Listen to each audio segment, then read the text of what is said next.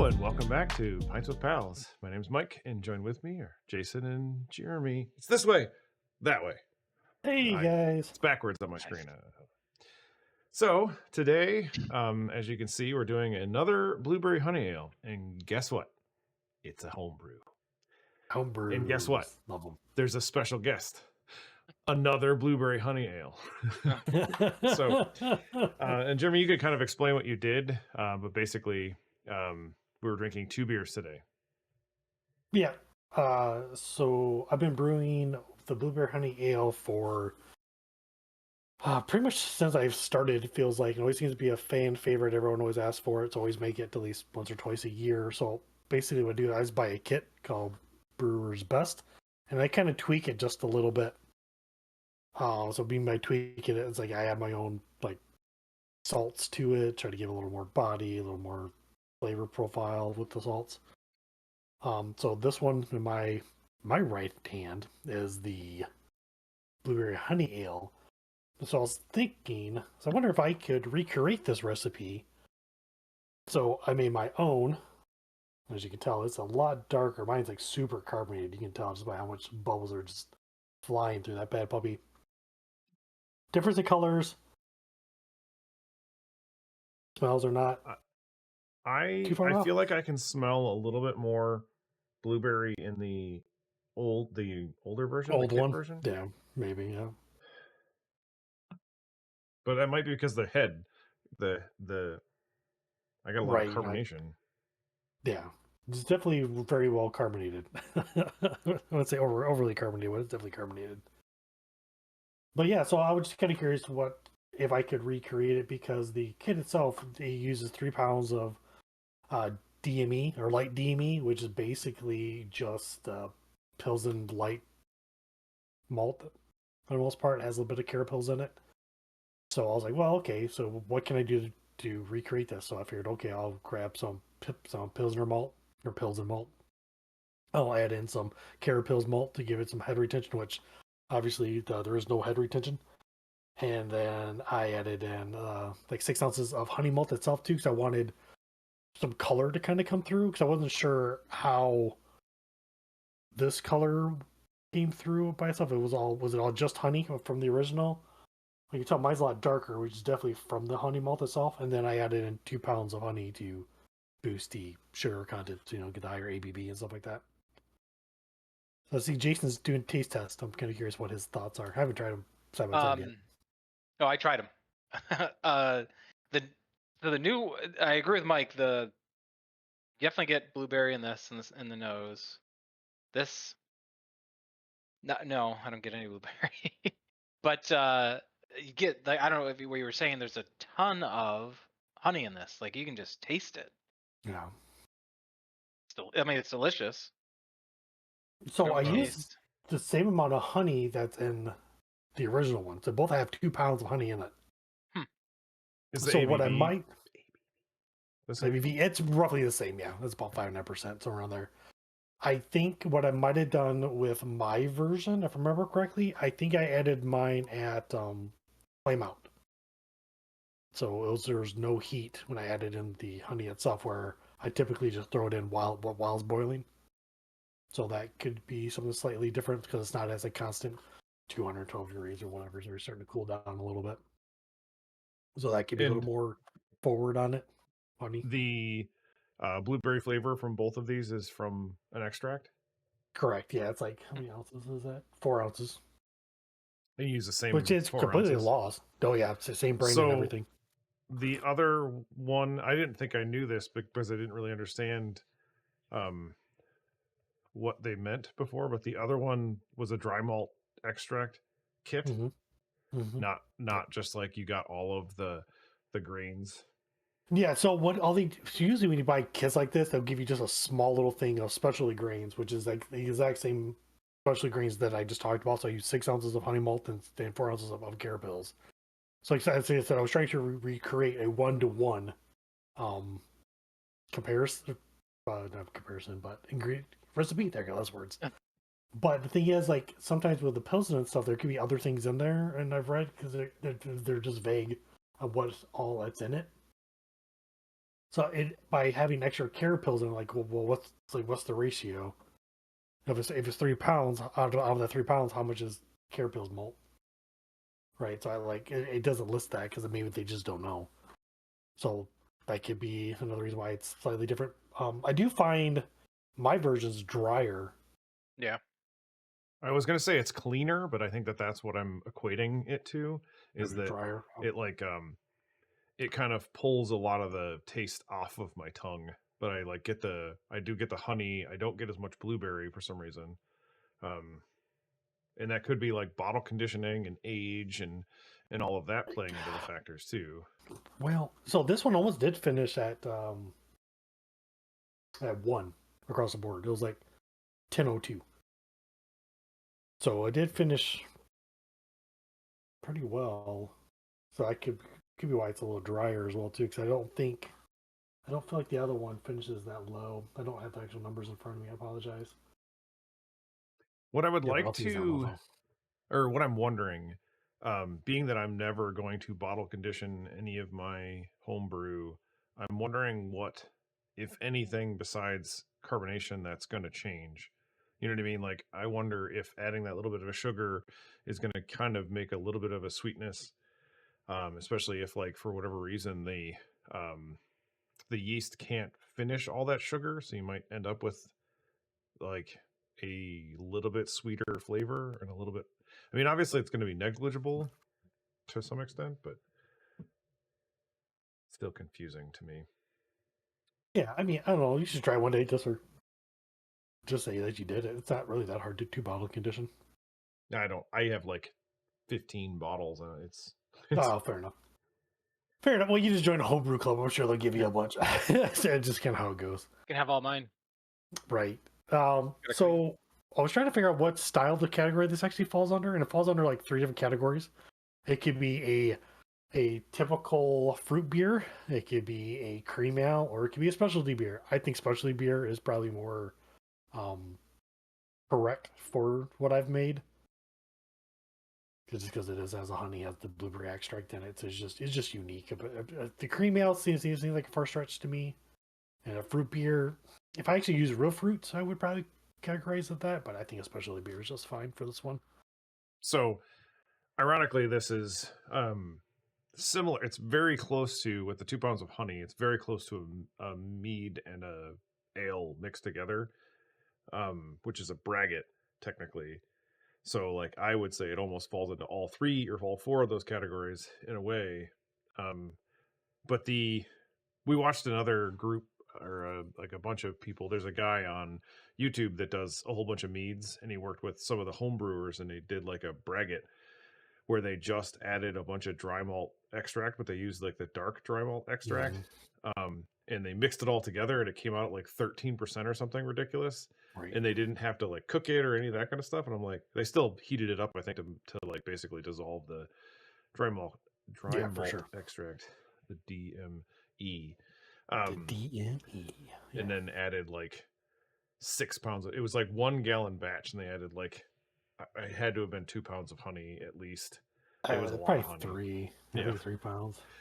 It was So ridiculous. the one thing I was trying to get 1-to-1, it was kind of hard because with these kits, you get the yeast comes with it, but sometimes it's not always a well-known yeast.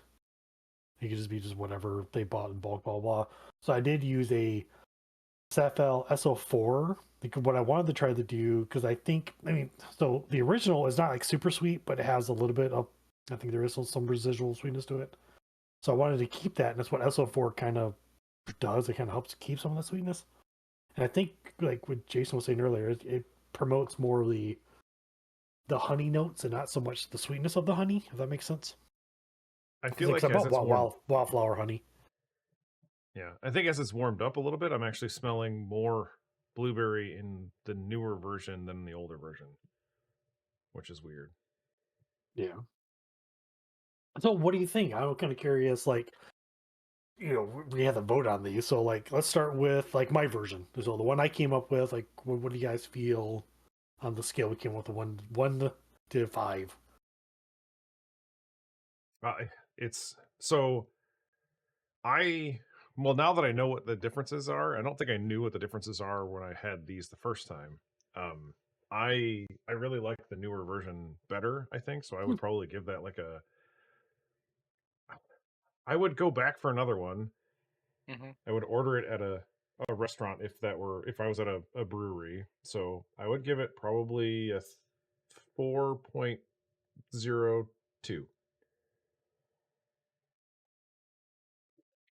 I was thinking 4 as well. It's very good. I agree. I'm sorry. I just had to go to get out of my white screen, but definitely is something that It's all I right. would order more than one of. But it's got a unique taste. Maybe it's like a braggot. I don't know that I've actually had a braggot, but it's very much like a mead. Okay, yeah, the honey's kind of still floating around. Yeah, 'cause I think that Yeah. the yeast definitely help preserve it. So I've drank this off and on I've brewed this, gosh, almost a year ago now. It has definitely changed. It is not the same beer at all. Well, it's super clear now. Like Oh, it is. I mean, it it's is very, very Yeah. lagered, clear. basically. Yeah, yeah. So I for myself, since I know what it is, I'd say about 3.5. It's kind of where I'm at with it overall. Um, if we tried this when I first made it, like the first 4 months, 5 months, I think I would have given I'd score higher because I feel like the blueberry's not quite there anymore. Even the Mhm. smell's not really not there anymore. The honey's definitely more pronounced than what it should be. That's where I'm coming from. So that's where I'm at. I'm thinking about 3.5. I think overall on it, and I think Yeah, I I've had score the original the same way too, but it's about 3.5 well the because original this I one. feel like I it's lacing. Well, it's not lacing because the cup has the detergent Dishwasher. from the dishwasher Yeah. detergent, but like it still has head, which is pretty Mm-hmm. amazing. Yeah. Nope. And I I mean, feel like overall, that's I mean, where the you get a lot colors of that are smell from.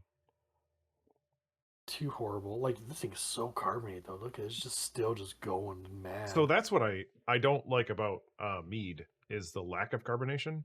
So Right. that's why I want to make a braggot.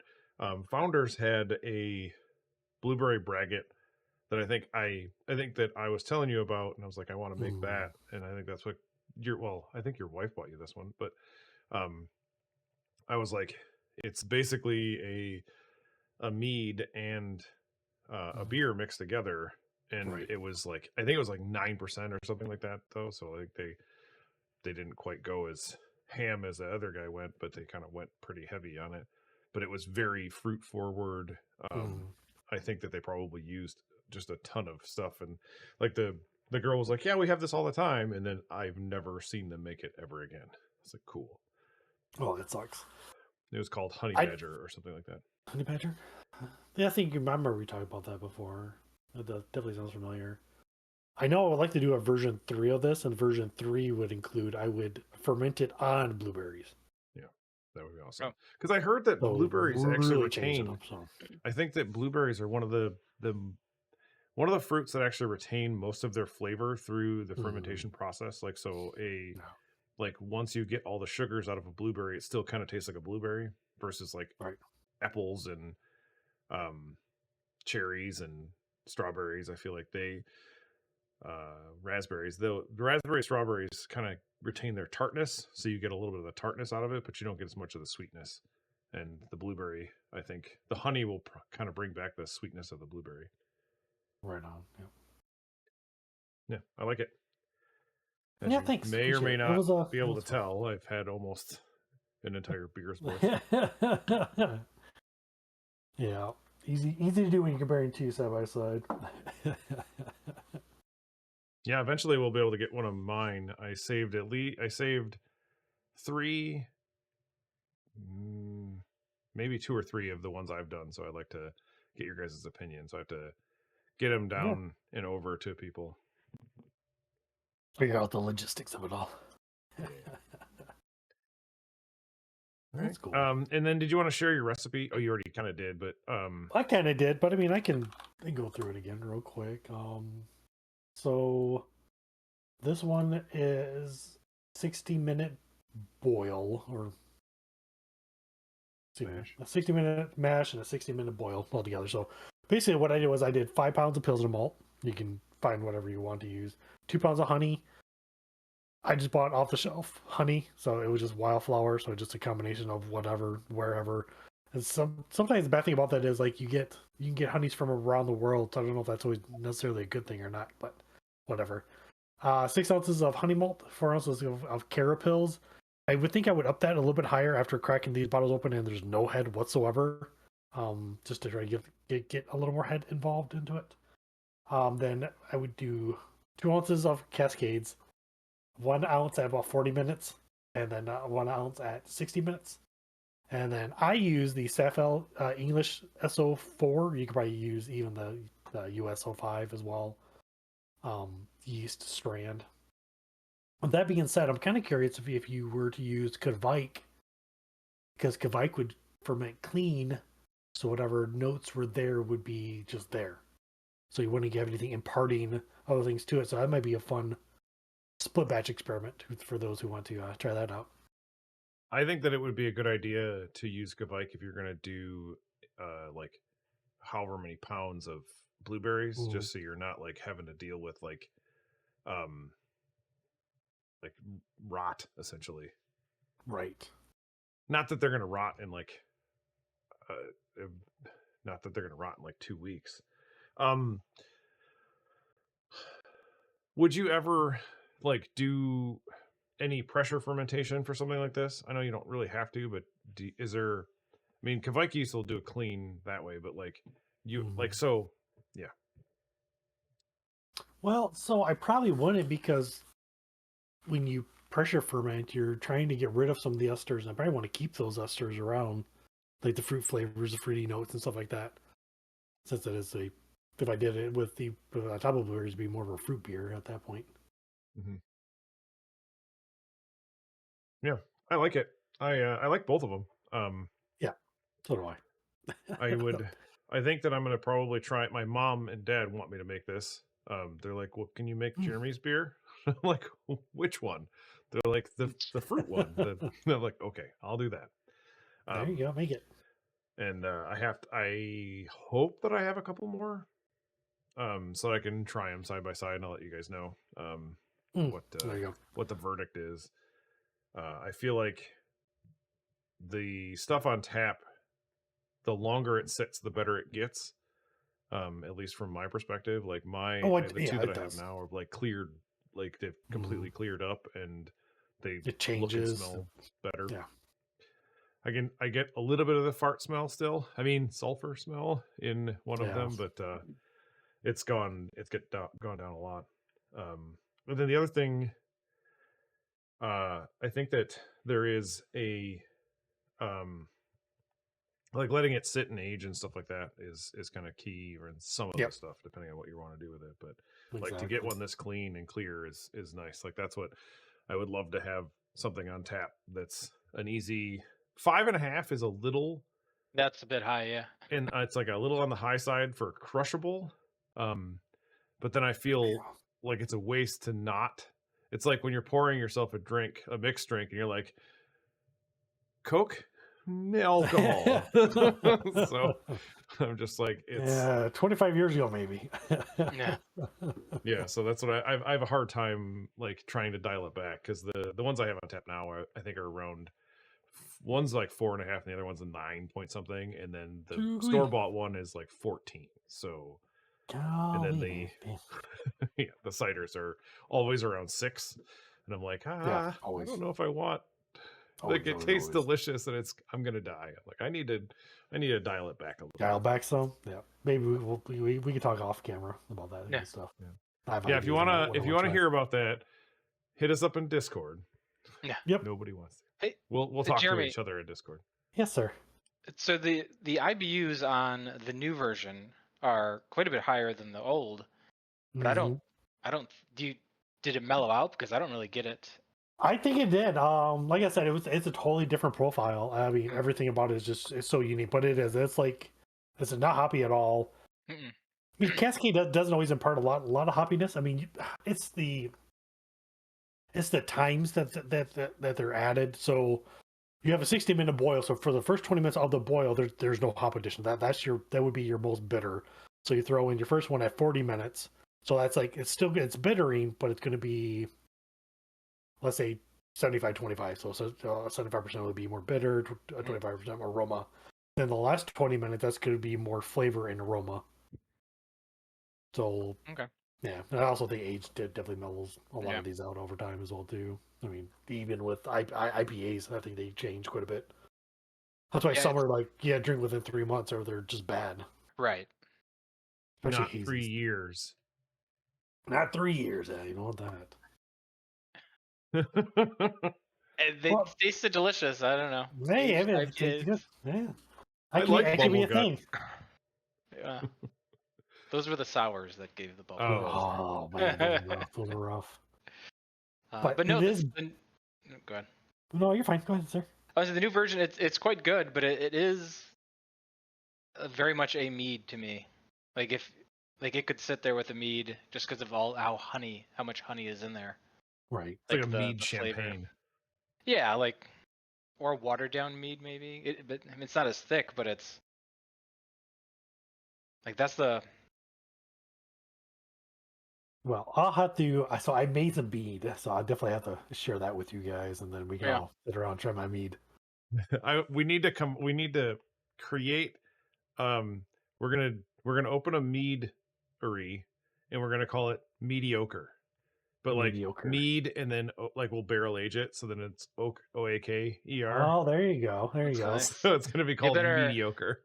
You better patent that or write that one down somewhere, because. Oh, that one viewer. Yeah, If you take our start that LLC. Yeah. But yeah, so this is Black Friday week. I've been seeing a lot of great deals on homebrew equipment. Oh, Anvil has a great one right now. Anvil. There's a link in Blickman, our description if you want to go. Oh no, there's not. No, so we're not affiliated by anybody. I mean, not yet. So hopefully, us bragging about them may send us something. Let me give us a sticker. But anyways, so yeah, so Anvil and Blickman are pretty much the same company. Just Blickman is more higher grade homebrewer to more professional stuff. But yeah, they got stellar deals going on right now. More beer has been kind of secretive about it, but they have quite a bit of stuff kind of going on. Amazon's got a bunch of stuff going on right now.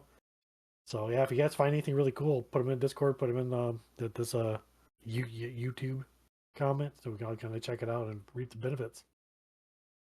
Yep, I'm excited. The year is coming. The winter is coming, and hopefully.